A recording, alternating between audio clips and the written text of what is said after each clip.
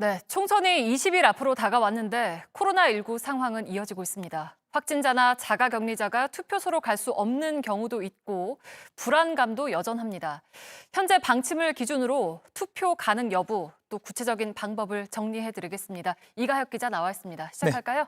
현재 기준으로 일단 4.15 총선 예정대로 진행됩니다. 네. 4월 15일 당일 코로나19 확진자가 아닌 경우 또는 자가격리 대상이 아닌 경우 투표소에 가면 됩니다. 네. 마스크는 꼭 써야 합니다. 네.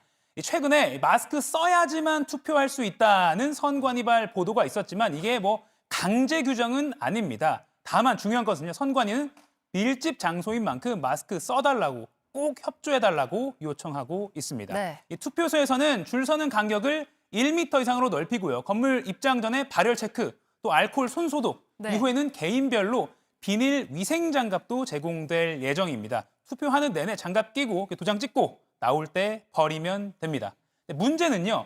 현장에서 고열 등 증상이 감지된 경우입니다. 이 경우에는 각 투표소마다 설치된 임시 기표소로 안내됩니다. 다른 사람들과 분리된 이 공간에서 투표를 마치면 선관위는 가급적 보건소를 방문하도록 안내할 방침입니다. 네. 또 이 동그라미에 포함되는 경우를 보자면 네. 확진자 중에서도 투표를 할 수 있는 사람들이 있는 거죠? 네, 이 다음 그래픽을 좀 보여주시면요. 이달 28일 이전에 확진 판정을 받은 경우에 투표를 할 수가 있습니다. 바로 거소 투표 신청을 통해서입니다.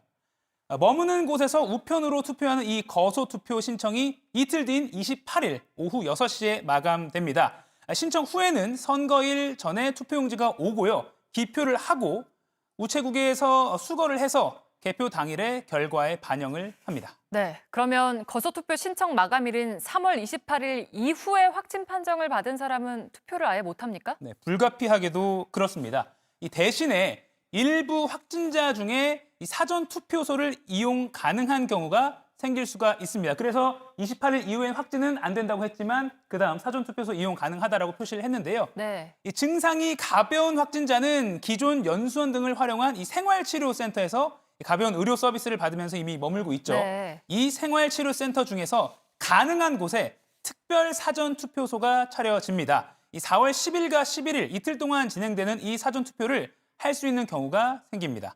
이 전국 생활치료센터 오늘 기준으로 총 18곳인데 이 모든 곳에 사전 투표소가 설치가 될지 이 중 일부가 될지는 현재 협의 중이라서 알 수가 없습니다.